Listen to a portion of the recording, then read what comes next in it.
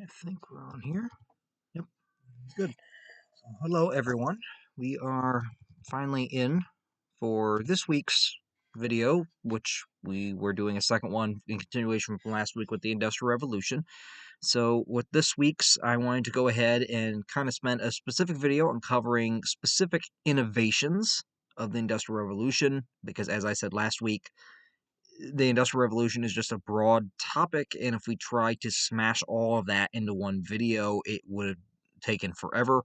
So I wanted to give each its own separate video in order to give each their appropriate time and also not too much time. So what we're going to go through today is just some specific innovations that kind of stand out from the Industrial Revolution, some specific big inventions or improvements that actually physically came out or were invented or created or whatever it may be during that time that really have helped to transform either the world at their time or still even do today. So we're just I think I have a couple lists, couple of them from different categories. We'll kind of go through them as categorical wise as to how we'll cover them. Some deal with specific things compared to others, and we'll go from there. So for our first one here, and all I have with them is pretty much just a little bit of background information. I do have some images of some of them. We're just going over a brief, a brief description of what they were or how they came about. Some of them are probably well known to some of you or just obvious and don't really need that much of an introduction. So the first one that we have here, and these first three really deal with the whole weaving and spinning area of the Industrial Revolution, which is going to be important for the textile industry that really takes place during that time. The first one we have here is the spinning jenny. Now, last week I did have a photo of it. Let me see if I still have it. I did have one from the mill. Where it used to be in Slater Mill, I believe it was, in Pawtucket, Rhode Island. They still have a spinning jenny in there. Yes, I do. So this is what a spinning jenny looks like. It is a massive spinning machine, pretty much, that's somewhat automated, is pretty much what it is. This is a one that is in the Slater Mill up in Pawtucket, Rhode Island.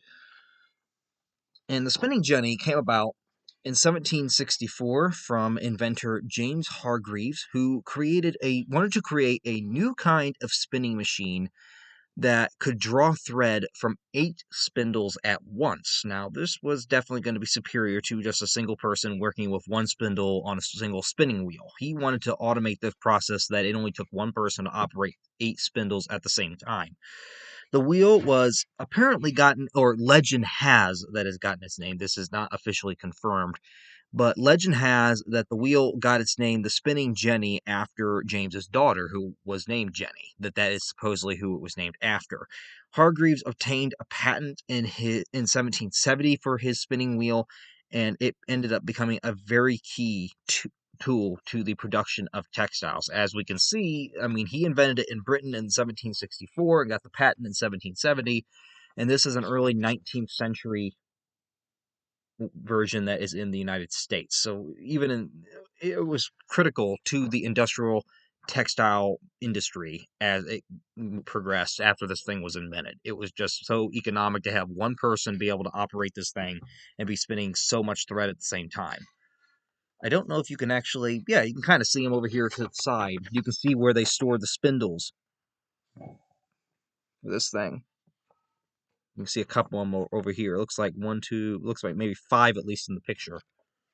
But there could ideally be up to 8. The second major innovation here that we have with the spinning and weaving aspect of the industrial revolutions and innovations is something that we call the water frame. Now, the water frame was devised in 1769 by British inventor Richard Arkwright, and he patented this as the water frame. Now, the water frame, it is powered by a water wheel. So, unlike the spinning jenny, it cannot operate solely on its own. It actually has to have a major source of water to turn a massive wheel to generate it. So, of course, the water wheel is going to be relatively confined, that it can't really be in a normal size household. This is something that's going to have to be in like a mill or, some kind of a textile plant that's near a major river or a dam, something that can generate water power to power this thing. And the water wheel, it was the first fully automatic and continuously operating spinning machine. The spinning jenny, if I'm not wrong, the single person still had to manually operate major parts of it. It wasn't really automatic. It just allowed them to use 8 at once. Where the water frame is entirely automatic. It is a fully automatic spinning machine, which is a first. The water frame ended up becoming much more useful than the spinning jenny since it was more powerful, and its large size couldn't fit in a house, which made it perfect for buying for large mills where they could supply for this tool and have a fully automatic spinning machine at the same time. This is an image of the 1778 model of Arkwright's water frame. Now, this does not incorporate the whole, backup hookup that it had to have to a water wheel, but this is essentially the spinning part of it that had to be powered.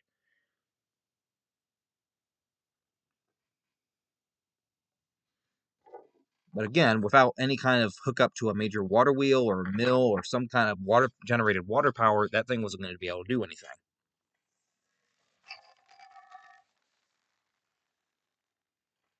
Now, because it required a large building near a fast stream, Arkwright and his partners actually built several prototype factories in the mountainous areas of Britain before they really got their invention underway to the point that it was well known to the public. In order to kind of raise awareness of it, they kind of tried it out in these different factories to kind of get the public to realize, oh, this is an excellent new invention that could really change this industry, this making the production of cotton fabrics and textiles and everything else. And it did. The third and last one here that we have for the spinning and weaving category is something called the spinning mule. Now, this was something that I am not entirely sure I've ever heard of up until this, and it was invented in 1779 by Samuel Crompton. The machine was capable of producing fine as well as coarse yarn, so it mostly dealt with yarn, it would seem, and a single operator could work more than 1,000 spindles at the same time with this machine. Unfortunately for Crompton, he was poor and lacked the money to get his spinning mule patented, so it kind of sat as a side project for a while until some wealthy businessmen kind of, came up to Crompton. They heard about his invention and they said, "Oh, we'll pay you massive if you will sell the designs for this thing to us." Unfortunately, he ended up getting cheated out as the manufacturers who had agreed to, you know, buy the tool off of him ended up giving him far less than what they had initially promised. So he kind of got cheated out of his invention.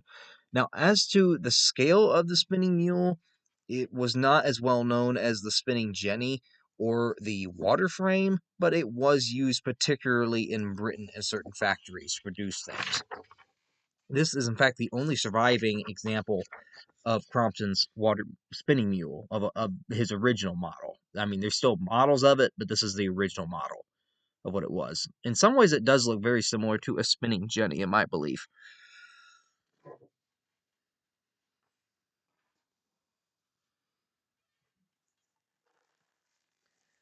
On to the category of something that is probably much more well known, and that is steam engines. So that is going to be a major innovation during the Industrial Revolution, is the dawn of steam power. Not that steam engines hadn't existed beforehand, but they were very primitive before the Industrial Revolution. And the first really profitable and major innovative steam engine that comes about is, of course, Watt's steam engine, which we may have all seen before. Now, this was designed in 1765 by Scottish inventor James Watt, who added a condenser to the steam engine at the time, and in 1781 designed an engine with a rotating shaft instead of a pump. Beforehand, early steam engines that had existed were very small, and they were mostly used for one purpose. They were used to pump water out of mines since around the 1600s. They were very small scale, and they were more of a water pump than anything. Watt took that idea of a steam engine and decided, well, what if I could make it bigger and make it so that it doesn't pump, but it's rotating something to generate something? What if I could do that? And so Watt takes this idea and in 1765 slaps all this in there, and by 1781 it has designed what will become known as the Watt steam engine. Watt's engine would become a basic and primary power source on flour mills, canals, paper mills, distilleries, ironworks, and more. Especially, I mean, it's wonderful for flour mills because, or any kind of mill, because let's really think about it here. You need something to power the grinder. Well, traditionally we probably would have used, the water wheel and all that thing as well. And not that the water wheel was bad, but what if there was an absolute drought? Well, you could still heat water in some manner and get this thing to turn internally because the Watt steam engine would take that steam up through pipes to generate a rotating motion on whatever it was hooked up to. Sometimes it could be a pumping motion. It could, of course, be modified to be more of a pump than a rotator, but it really helped in terms of, well, what if there's no water, outside in a stream to turn a big water wheel? What if, let's say a windmill? Windmills are going, what is the purpose of a mill? It's to grind grains down into flour. Well, if there's no wind, you can't grind anything, but you can still heat stuff up, the water up in a steam engine and use that steam power to turn turn the millstone. So it was still an excellent choice, a new invention that he had come up with. This is a portrait of James Watt, along with his birth year and death year. He was from Scotland. And then here is a diagram of his original steam engine that we're taking a look at here. So we have a hot well and a cold water tank, both of them, because he would not ever want to mix the two. You also have a vacuum pump, a condenser, and we have a vacuum. Let's see, right here is the piston. So the steam would eventually, what would happen is the hot feed water delivery to a boiler. So there's boiler in this whole system that it would be hooked up to. Hot water or cold water, water of any sort, could be taken out of the reserves down here, piped up to a boiler. The boiler would superheat that water to the point that it would turn to steam. That steam was then vented into pipes and then vented into the thing up here that would drive this to pump this up and down, essentially. Not, of course, this diagram is not complete, as it even says the pump is not even shown. But the main drive here is water turned into steam, could get through pipes that would in turn make this thing pump up and down. And of course, this is the pumping model. This is not the rotating model. So this would allow this to pump off of steam power. The steam pressure is what would drive it. The pressure from steam, of it being contained and hold up, would cause this thing to move. Steam pressure can be actually quite powerful. In fact, it can be deadly if under wrong circumstances. It's not something you want to just fool around with.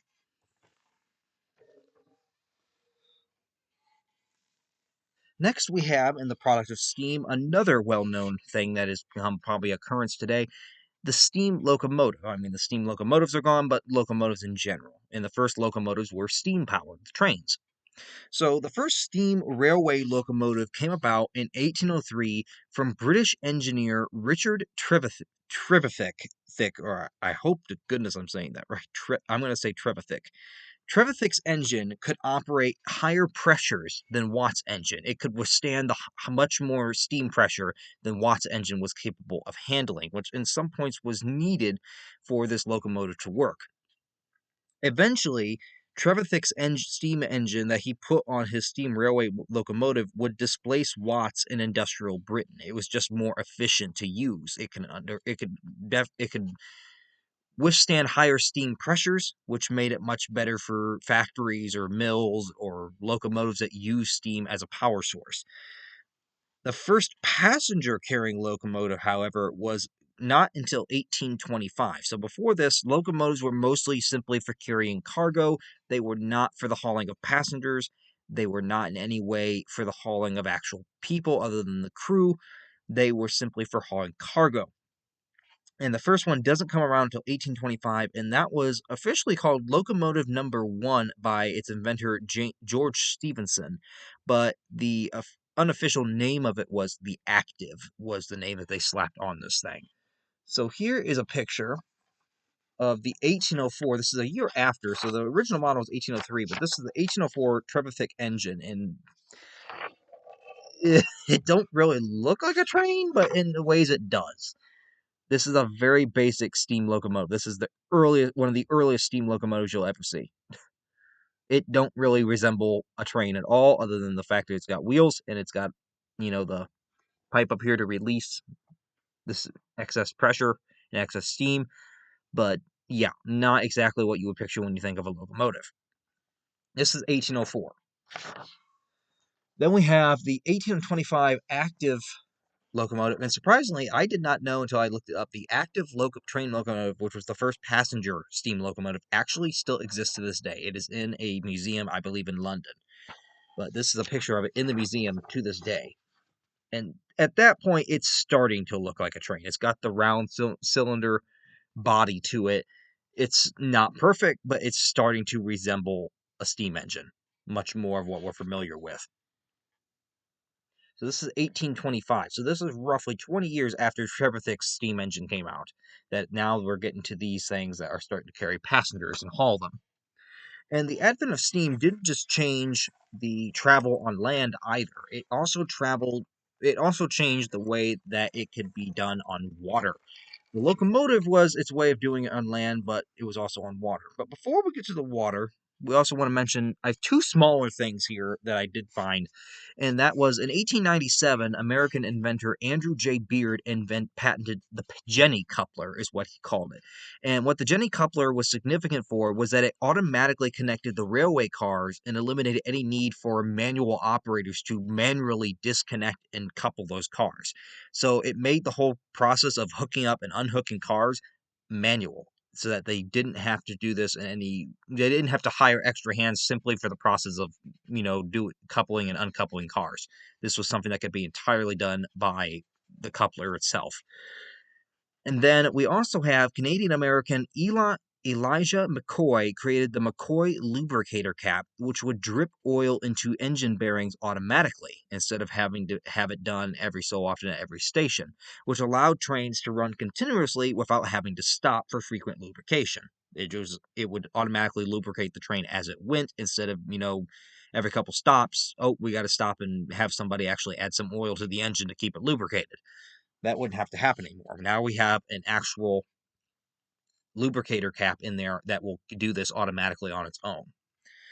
So now, with the locomotives covered, we go and look at how did it impact the water. Well, I think that would be most obvious to most of you, and that is the advent of the steamship, the modern steamboat and steamship. Well, not that we have much anymore.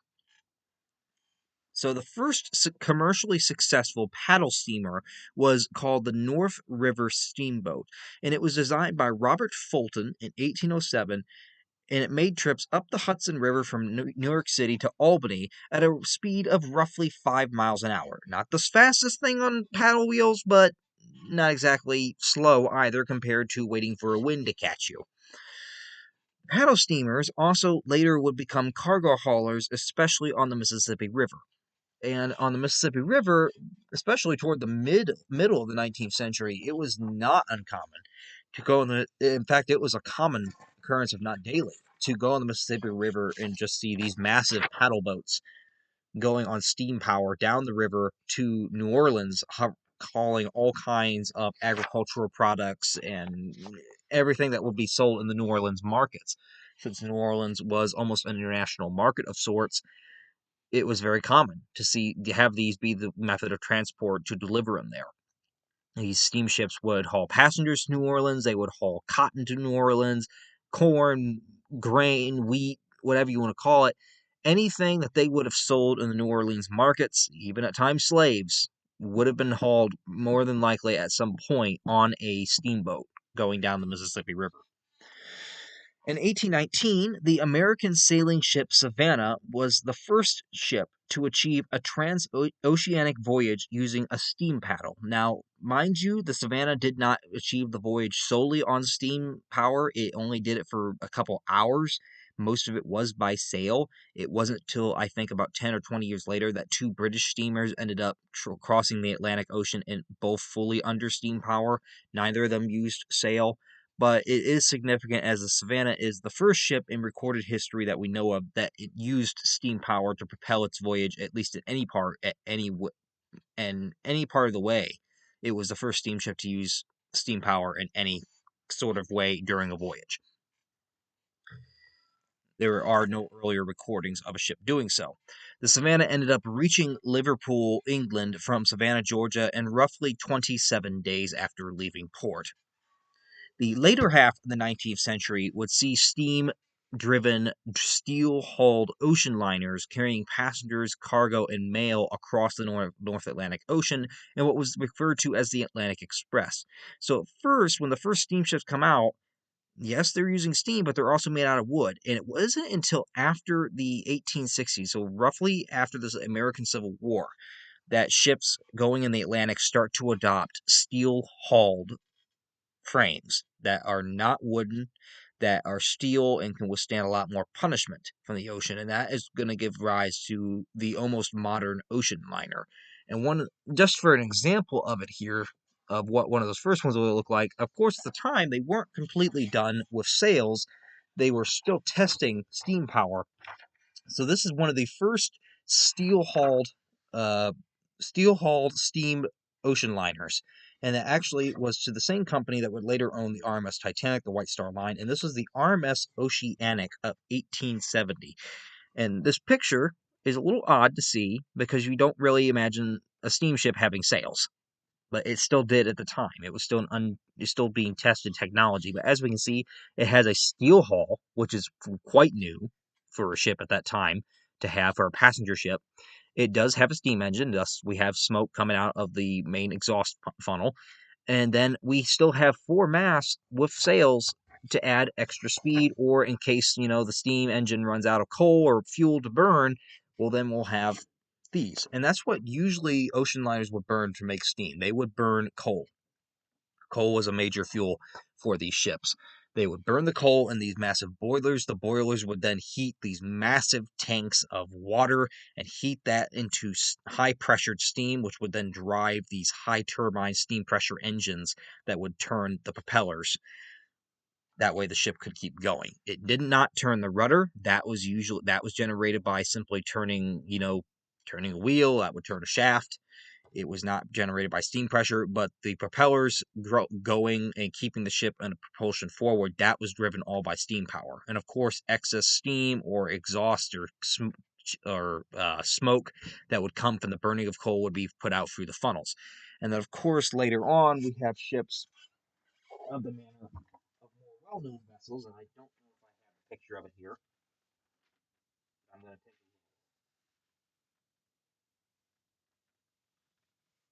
I do not. But then, of course, by the 1910s, ships had dropped pretty much the sailing altogether, and then you have ships like Lusitania, Titanic, Olympic, Majestic. You have ships Mauritania. All those big liners of the early 20th century had dropped their sails by that point because steam power had just pretty much outclassed the need for a sail anymore. There was no need for it at that point. But in 1870, there was still somewhat of a need. That's why you have a kind of a hybrid design. So then we go to the topic of electricity. Now, just the first one here, with the incandescent lamp, I did not include any kind of image of this because this is actually quite known to people. Think of the first light bulb, people. That's what you need to think of with this one. And most people have an idea of what that looked like. We all, I think, know who Thomas Edison was. We have a good idea of who he was. In fact, I pretty much live not even far from where Thomas Edison was originally born. Of course, I think when he was 7, I believe his family moved up to Michigan, but he was born in Milan, Ohio, or Milan. I think it's Milan is how we've always said it. We've never said Milan. We're not in Italy, but it's a small little village south of Sandusky, Ohio, and they do have a museum there. They do have his childhood house. If anyone's ever been to it, that you can go inside and see. But Milan's where he grew up. And he has a hand here with the incandescent lamp, which is going to give rise to modern electric lighting. Now, the first incandescent lamps were actually developed in at the same time by Edison and a British inventor. There were two men that came up with this about the same time. The British inventor was Joseph Swan, and of course the American was Thomas Edison, and they both came up with the same idea between 1878 and 1879. And when both of them, in both of their incandescent lamps, it produces continuous lighting by heating a filament with electric current through a vacuum. Unfortunately for Swan and Edison, both of them tried to get patents for their incandescent lamps, but were basically denied it because the designs were so similar that it was going to take a while to resolve who should get the patent. And ultimately, this argument didn't end until Edison and Swan came together in 1883 and formed a joint company together using their design. Now, Edison tends to get more credit for the incandescent lamp than Swan does, simply because he ends up designing the power lines and other equipment for the electric lighting system in order to support the incandescent lamp and other electric fixtures that they've been making. So though Swan did play a major role in getting the modern incandescent lamp and light bulb, he ended up getting kind of sidelined because Edison tended to do more of the supporting work that was needed to support this kind of new infrastructure that needed to be put in. Over the next 50 years after its invention, electric incandescent lamps gradually began to replace the gas and kerosene lamps in urban areas, but at first it was only in urban areas. It wasn't something that rural areas could really afford because light bulbs at that time were not cheap. So unless you went to a city, if you went out in the country, they was probably going to still be using gas or kerosene lamps. It wasn't until 1881, it wasn't until shortly after when in 1881, Louis Latimer patented a carbon filament in 1881 that burned longer than the previous filaments that they had been using in these lamps. I don't remember exactly what the material was they had used in the early lamps, but this carbon filament allowed it to burn far longer, which made it much more practical to produce large numbers of them and know that they were going to last quite a while. So because of that, Latimer's invention of the carbon filament allowed production of more efficient bulbs, which in turn made electric lighting much more affordable for even the most common households. So this is going to gradually start the illumination of the world lighting up with electric lights. And then, of course, we have probably another well-known invention that comes out of this time, and that is the telegraph. Now, the first telegraph systems were created in Britain and the United States around the same time. The British device used needles on a mounting plate at a receiver, which was pointed to specific letters or numbers when electric current was passed through them. In America, Samuel Morse and his partners created their own telegraph, which is much more in line with what we know of today, where it's got the whole system, the receiver and the recorder. And of course, if you want to send a message, you got to do the tap on the tapper. I call it a tapper is what I do, but the thing where you push down and you input your dots and dashes in there on your Morse code, which he also ended up inventing. Now, Morse later created another telegraph on his own, aside from the one that him and his partners had developed, and of course he created the universal code known as Morse code that could be used on any telegraph system, which is why it became so widely renowned and widely used, was because it was compatible with any telegraph system that existed. Because mind you, there's different telegraph companies, each one might have their own model, but it didn't matter what model it was, you could use this Morse code on any of them. So it made it a universal code that everybody could read, everybody could use, and that was why it eventually became so dominant. Now, the first telegraph line was completed at least in the United States, it was completed in 1844 between Washington, D.C. and Baltimore. And the first message that was sent was, "What hath God wrought?" Nice, interesting choice of words for a first message in telegraph. Now, telegraph cables, and this is astonishing on my part to have learned this, was telegraph cables were laid across the English Channel in 1851, but the one that shocks me the most is that in 1858, telegraph cables were laid across the Atlantic Ocean. Mind you, the Atlantic Ocean is deep, and this is the 1850s that they have successfully laid Atlantic Ocean telegraph cables so that someone in Washington, D.C. can telegraph their ambassador in London, United Kingdom. That is utterly astonishing that in 1850s they were able to lay cables that long that could go that deep and withstand those pressures, because they didn't really know much about the oceans at those times either, in terms of depth and, oceanography and all that science. That was actually kind of shocking to learn that. And for the telegraph, we have here a picture of Samuel Morse with his model of the telegraph, of him standing next to his model of the machine. Of course, he's also the inventor of the modern Morse code. This is in the 1850s. So then we have a probably very well-known invention that everybody deals with today and every day, because we all have some, at least the modern version of these things. In my case, a phone. We all have a phone. Of course, it's not the type that with the now they're cordless now, and you can put them in your pocket, and you can do so many things with these things now. But we have a phone. We all pretty much have a phone. I mean, for goodness sake, 9-year-olds have phones. I don't agree with that, but they do. And that is, of course, the telephone. And the telephone, and this is probably going to be just a review for most people. Many people know where the telephone come from and know a little bit of the story of how it was invented. It was successfully demonstrated for the first time in 1876 by famed inventor Alexander Graham Bell, who was actually born in Scotland and had moved to the United States. And it transmits sound by electric current. The first phone call was at Bell's Boston lab on March 10th of 1876. Bell phoned his assistant in another room, and the first message ever sent over a telephone was, "Mr. Watson, come here. I want to see you." Initially, the telephone was not something that a lot of Americans could get their hands on. It cost quite a bit. It was not a cheap toy. It was a expensive toy of the wealthy. So it was not something that was very common until around the time of roughly just before or after World War II. That is when telephones actually got down to the point that they became cheap enough that they could become common amenities in a household, even for somebody on an average income. It was something that they could actually afford. I mean, nowadays, I hate to tell you this, but yes, everyone has a phone.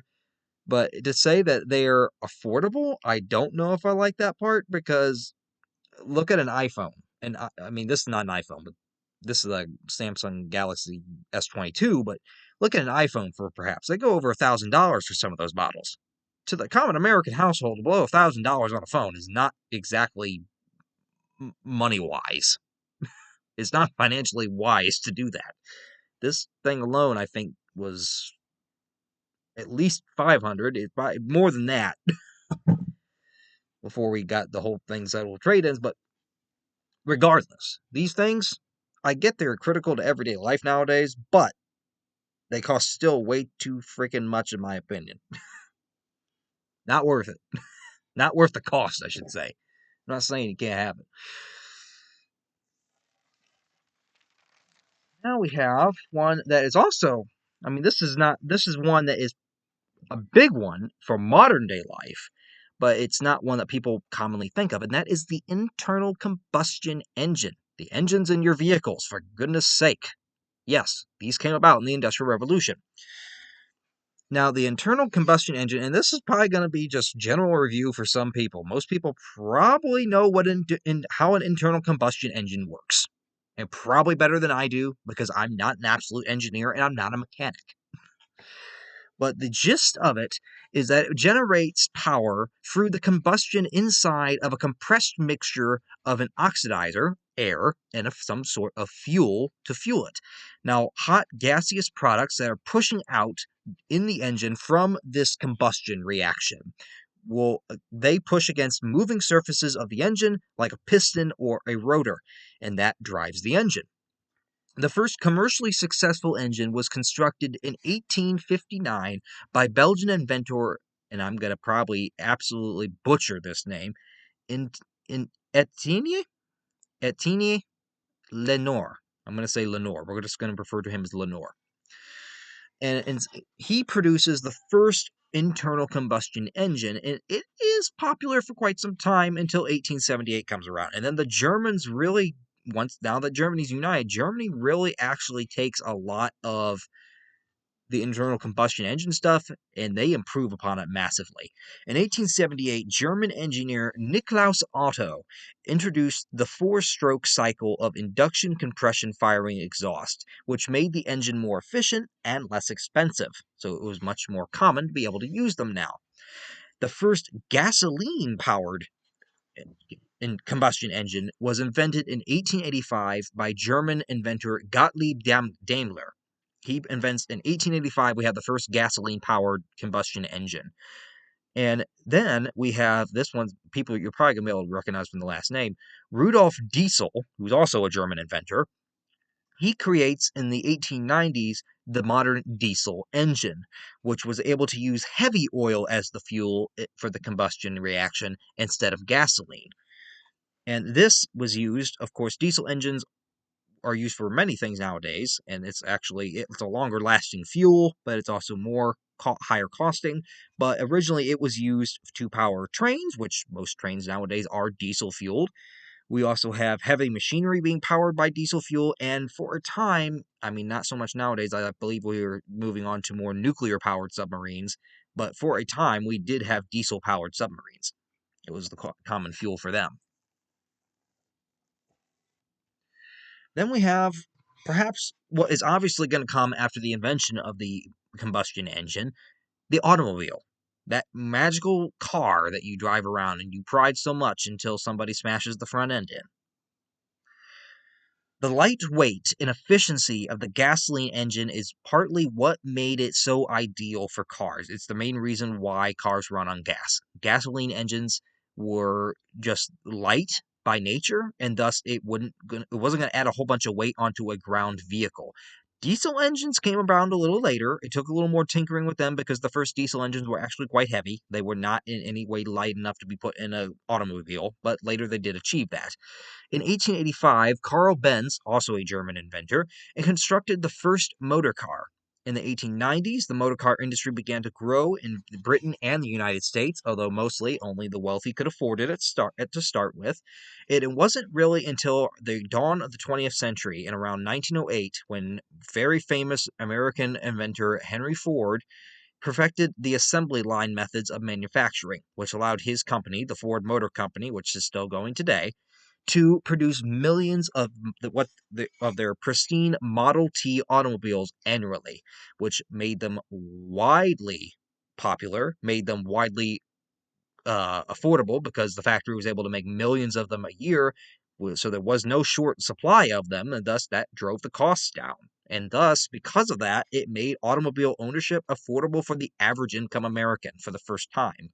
So 1890s is when the motor car industry starts taking off, but it isn't until around 1910 that when Henry Ford's Ford Company is producing millions of Model T cars a year, that it actually drives the price down enough that the average American can actually look at possibly getting an automobile for themselves.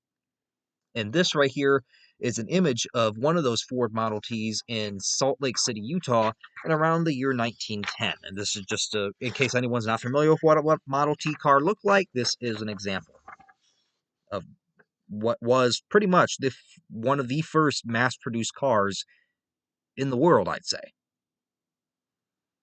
Very different from what we have now. So on to our last little category that I have here for a couple of innovations to mention, and that is agricultural improvements. And really, there's just two of them here. One of them is kind of simple. The other one is a little bit more complex, but vital. The first one is the steel plow. That's a biggie. You'd be amazed at how big that is. Because before 1837, there was no steel plows. We had iron and we had wood. Well, wood's not going to last you real long, and iron also has its limitations. And ironically, it was invented by John Deere in 1837. The steel plow was lighter and stronger than iron or wood plows, and it was able to break dense prairie soil, which definitely helped farm as settlers moved west of the United States. It definitely helped them to set up farms and settlements out in the American Great Plains. And the steel plow helped to increase crop yields as farmers could now plant more acres a day using less horsepower to do so. It didn't take so many passes and runs to get a field plowed because the plow would break or chip or whatever it would be. Steel plows were just a hardier tool that allowed them to do more. And then for the last one that we have here is the mechanical reaper, also known as the McCormick reaper. And this was developed in 1831 by American inventor Cyrus McCormick. The McCormick reaper was a horse-drawn machine of sorts that used a cutting bar to cut ripe grain, a platform to carry the stems, and then a reel to pull them into a bundle. So it would cut the grain, pull the stems in, and reel them all together all at once. Something that would have taken manually days or weeks to do can now be done all at the same time, just by pulling this thing with a horse across the field. It's actually quite amazing that it was able to do that. This would automate the reaping and threshing process that would, and finally replace the need for handheld tools such as scythes or sickles that would have traditionally have done the job. And it would quadruple the amount of grain that could be harvested per day. This is an image or illustration in this case of what a McCormick reaper would have looked like. So it's being drawn by a horse going along. And of course, this thing I believe was somewhat, I can't remember if this thing was steam powered at all or not, but it's powered by mostly draft power. And as we can see, it's already bundled that up. It's going across the wheat field. It has a cutting blade. It is able to cut the wheat, bundle the stems up here. I believe it's cutting them over here. So it's able to cut it. Over here, it's bundling, collecting the sticks, and then it's got them already bundled all at once. It's actually quite shocking it was able to do that. Which nowadays we also have combines that can do that same job in many ways. I don't know if they can bundle it, but they can definitely cut it and, get rid of the excess product real quick. But they also miss a lot of crap. That's why you can go to the field after they've taken everything off and still find a bunch of corn left on the ground or beans. But I think that covers, yes, that is our major innovations I wanted to point out. Again, I'm not an expert. I'm not an engineer. I'm not a mechanic. I don't know the intricate workings of some of these things compared to others. We're just giving a general overview. I just wanted to point out what some of the more important innovations were to come out of that time that some people kind of take for granted now, and then you got to realize they didn't come about until roughly 100 and so years ago.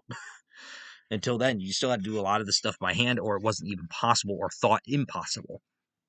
So I just wanted to give these things their own little video to cover them in their own way. So that concludes the video for this week. As for next week, I don't know what topic we're gonna hit yet. We will have a video. I just don't know what to hit, but I am working on that. I got a good idea for what we're gonna have here in about the next month or two to come. So I'm just trying to figure out where to place it all. So that concludes for this week. So as always, any questions, any comments, any of that nature, always put it in the comments section. If anyone should have any recommendations, those as well. I mean, right now I'm not got a video absolutely selected for next week, so if you got a suggestion, put it down. But that concludes, I think, for this week. So for next week, I don't know what day, but we will have it in next week, whatever it ends up being. So hopefully everyone maintains their composure during the cold weather that everyone's seemingly experiencing this week. Here in Ohio, I think we're looking at getting another big old big snowstorm on Friday that they're saying we could get half a foot of snow. I don't know how legitimate that will be because, again, weather reporters are the only job that you can be 99% wrong I wouldn't say half the time. You can be 99% wrong 99% of the time and still have a job. It's the only job you can do that. So we'll wait and see how that ends up. But that concludes for this week. So everyone stay safe, stay warm, and we'll see you back here next week for the next video.